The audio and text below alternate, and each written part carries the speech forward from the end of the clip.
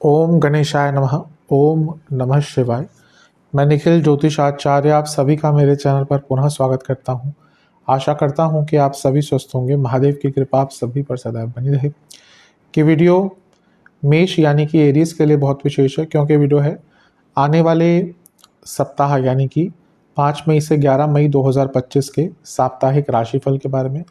कैसा रहेगा आने वाला सप्ताह मेष के लिए। जो मेरा साप्ताहिक राशिफल होता है वो प्रमुखतः चंद्रमा और उनकी गति पे आधारित होता है। चंद्रमा एक बहुत तेज ग्रह है,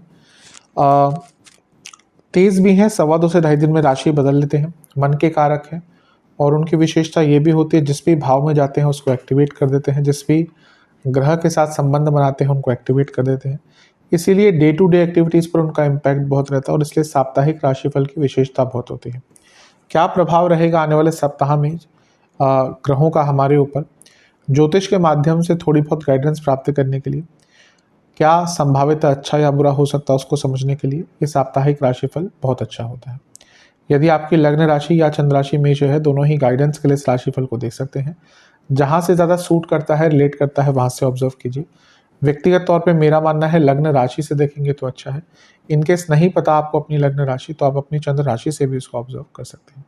तो शुरू करते हैं अत्यंत महत्वपूर्ण साप्ताहिक राशिफल का।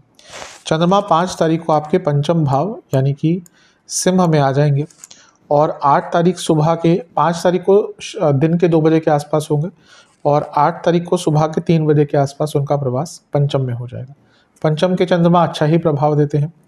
यहाँ पर वो केंद्र के स्वामी है, त्रिकोण में बैठे हैं तो राजयोग बनता है और ये लक्ष्मी स्थान है। चंद्रमा लक्ष्मी स्थान में आकर लक्ष्मी प्राप्ति के योग भी बनाते हैं, आइडियाज़ भी देते हैं, बुद्धिमत्ता में क्लैरिटी और थॉट प्रोसेस को एक्टिव भी करते हैं।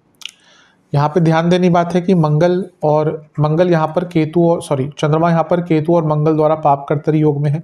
इसीलिए थोड़ा सा अपने एग्रेशन पर और जिन चीज़ों में आपको अपनी सोच को नहीं लगाना, उन चीज़ों में ध्यान लगाने से अपने आप को दूर रखिएगा, क्योंकि यहाँ पे एक बहुत क्रिएटिव टाइम है, बहुत प्रोडक्टिव टाइम है। उसका यदि आपने उपयोग नहीं किया तो कोई भी फायदा नहीं होगा। यहाँ पे गुरु से केंद्र में है तो गजकेसरी योग बन गया और चंद्रमा यहाँ से 11वें घर को देख रहे हैं। चौथे घर के स्वामी 11वें घर को देख रहे हैं। ये प्रॉपर्टी का भाव, ये एसेट्स या गेन्स का भाव। तो और मंगल भी अपनी एक दृष्टि बनाकर बैठे हैं, तो प्रॉपर्टी खरीदने के लिए टाइम बहुत अच्छा है। और क्योंकि चंद्रमा लक्ष्मी स्थान में बैठकर लाभ स्थान को देख रहे हैं, तो धन प्राप्ति के, लक्ष्मी प्राप्ति के भी बहुत अच्छे योग यहाँ पर चंद्रमा बना देते हैं। तो समय अच्छा है, इसका लाभ उठाइएगा। नवांश कुंडली की अगर हम बात करें तो ये समय अपने मन में चल रही बातों को रिलीज करने का है। कोई ऐसा व्यक्ति ढूंढिए, कोई ऐसा पात्र, कोई ऐसा मीडियम ढूंढिए जहाँ पे आपके मन में जो विचार चल रहे हैं उसको शेयर कर पाएँ। दशांश कुंडली, कार्य क्षेत्र में अच्छा काम कर पाएंगे, बहुत प्रोडक्टिव काम कर पाएंगे। बिजनेस की जहाँ तक बात है, जो बड़े बदलाव लाने का विचार कर रहे थे उसके लिए समय अच्छा है। लव लाइफ, डिटर्मिनेशन की थोड़ी कमी दिख रही है, उस पर काम कीजिए। कई चीज़ें हैं जिसमें डिटर्मिनेशन की आवश्यकता दिख रही है। वैवाहिक जीवन, आपको एक दूसरे को समझने का मौका मिलेगा। ये वो टाइम है जब एक दूसरे से बात करके, एक दूसरे का पॉइंट ऑफ व्यू समझ के चीज़ों को बेहतर किया जा सकता है।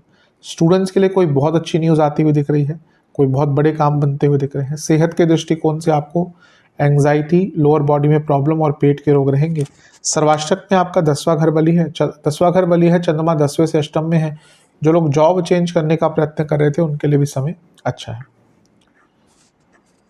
8 मई सुबह के 3 बजे के आसपास चंद्रमा राशि बदलेंगे और आपके 6ठे भाव में आकर बैठ जाएंगे यानी कि कन्या में, और 10 मई सुबह के दिन के 2 बजे तक वहीं पर रहेंगे। चंद्रमा का 6ठे भाव में आना मिश्रित ही माना जाता है। अच्छा ये है कि यहाँ पे कोई लीगल केस आपके चल रहे थे वो पूर्ण हो सकते हैं। गुरु की दृष्टि है जो आपके भाग्य स्थान के स्वामी हैं, यानी कि फंसे हुए कार्यों को पूर्ण करने के लिए गुरु का साथ मिलेगा। और गुरु 12वें घर के स्वामी है तो विदेश के कार्यों में सफलता, लीगल कार्यों में सफलता, फंसे पैसों के भी मिलने की उम्मीद यहाँ पर बन जाती है। 8 तारीख की हमने बात करी, 7 तारीख को बुध का गोचर हो चुका होगा, तो बुध आपके लग्न भाव में आ चुके होंगे। और कई ग्रहों का प्रभाव यहाँ पर चंद्रमा पर रहेगा। यहाँ पे शुक्र का प्रभाव है जो उच्च की अवस्था के हैं, तो ये विदेश से धन प्राप्ति। 12वें घर के स्वामी भी देख रहे हैं गुरु, और 12वें भाव में बैठा एक ग्रह शुक्र वो भी देख रहा है, तो विदेश से पैसा, बिजनेस में पैसा, गुप्त धन की वृद्धि। शनि आपके दशमेश और कर्मेश दोनों ही और 12वें घर में बैठ के देख रहे हैं। जो लोग विदेश में जॉब ढूंढ रहे थे उनके लिए भी बहुत अच्छा टाइम है। बस क्योंकि यहाँ पे चंद्रमा केतु के साथ है और ग्रहण दोष लग गया और शनि का प्रभाव है तो विष दोष लग गया, इसीलिए ये समय ऐसा है जहाँ पर एक उदासीनता का भाव, एक फ्रस्ट्रेशन का भाव और एक इरिटेशन का भाव भी आ सकता है।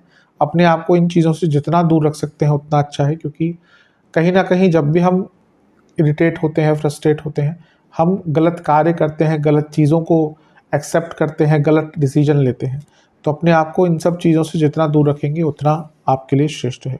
शुक्र धनेश भी है और शनि लाभेश भी है, तो इन दोनों का जो प्रभाव है ना, ये पैसा तो अवश्य आपको दिखा रहा है, और जैसे मैंने कहा फंसा हुआ पैसा कोई था वो वापस आएगा। नवांश कुंडली बता रही है कि शांत रहने का समय है। दशांश कुंडली कार्य क्षेत्र में आपको थोड़ा सा करेज दिखाना पड़ेगा, थोड़ी हिम्मत दिखाकर काम कीजिएगा। बिजनेस की जहाँ तक बात है, एक होप जागृत होती हुई दिख रही है, एक उत्साह वापस आता हुआ दिख रहा है, एक उम्मीद की किरण उन कार्यों में जागेगी जो कार्य आपके अटक रहे थे। लव लाइफ में क्रिएटिविटी काफ़ी लाने की आवश्यकता है।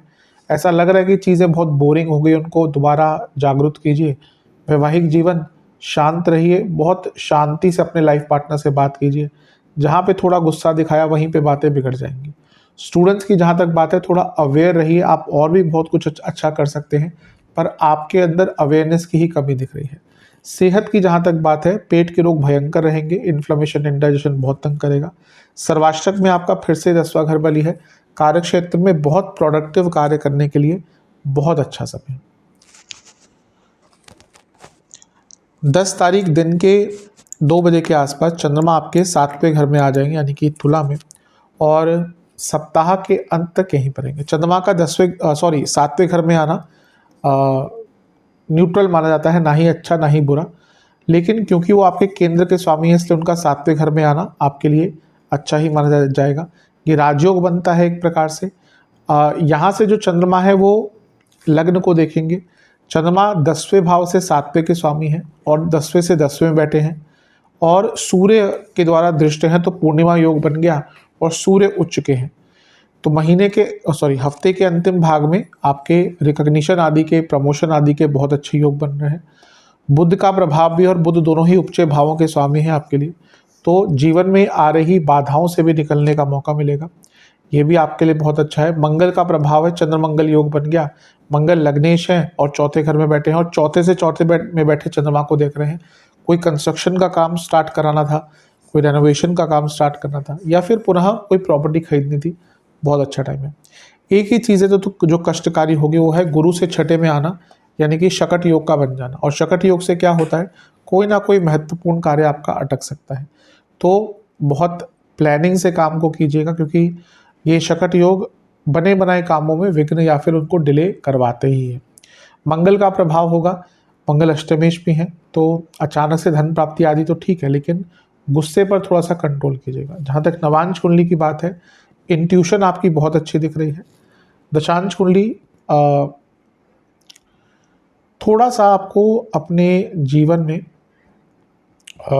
जो अपने बॉसेस हैं उनसे संबंध पर काम करना पड़ेगा, क्योंकि ऐसा लग रहा है कि काम तो आप अच्छा करते हैं पर वो जो संबंध अच्छे बॉसेस से नहीं है वही आपको आगे बढ़ने से रोक रहे हैं। और मेष की प्रॉब्लम होती है कि वो बहुत डिप्लोमेटिक नहीं होते और यहीं पे कभी कभी उनको प्रॉब्लम भी आती है, लेकिन कोशिश कीजिएगा। बिजनेस के हिसाब से अच्छा टाइम है, कुछ डिसीजन लेने का बहुत अच्छा टाइम है, कुछ बड़े डिसीजन लेने के लिए बहुत शुभ टाइम है। लव लाइफ, जो भी चेंजेस आ रहे हैं उनको एम्ब्रेस कीजिए, एक्सेप्ट कीजिए। ऐसा लग रहा है आपके अंदर भी चेंजेस आ रहे हैं, आपके पार्टनर के भी अंदर चेंजेस आ रहे हैं, परिस्थितियां भी बदल रही हैं, तो उनके अनुसार अपने आप को बदलिए। वैवाहिक जीवन ठीक है, ऐसी कोई प्रॉब्लम नहीं दिख रही, पर मूड को लाइट रखिएगा। कोई भी बहुत हैवी कन्वर्सेशन, कोई डिफ़िकल्ट टॉपिक इस टाइम डिस्कस मत कीजिएगा। जहाँ तक स्टूडेंट्स की बात है, बहुत अच्छा टाइम दिख रहा है, प्रॉस्परस टाइम दिख रहा है। एक ऐसा टाइम दिख रहा है जब आपके लिए बहुत अच्छी खुशखबरियाँ आ सकती हैं। कोई एग्ज़ाम है तो बहुत अच्छा करेंगे ही। सेहत के दृष्टिकोण से आपको पेट के रोग, हृदय संबंधित रोग और गॉल ब्लैडर किडनी के रोग तंग करेंगे।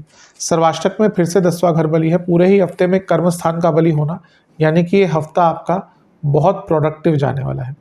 उपाय के स्वरूप में ओम अंजनी पुत्राय नमः मंत्र का 21 बार जाप करके बजरंग बली को 2 तिल के तेल के दिए अर्पण कीजिएगा। आशा करता हूँ कि वीडियो आपके काम आएगी। चैनल पर नए हैं सब्सक्राइब कीजिए, वीडियो को लाइक कीजिए। मिलता हूँ अगली वीडियो में, तब तक के लिए ओम नमः शिवाय।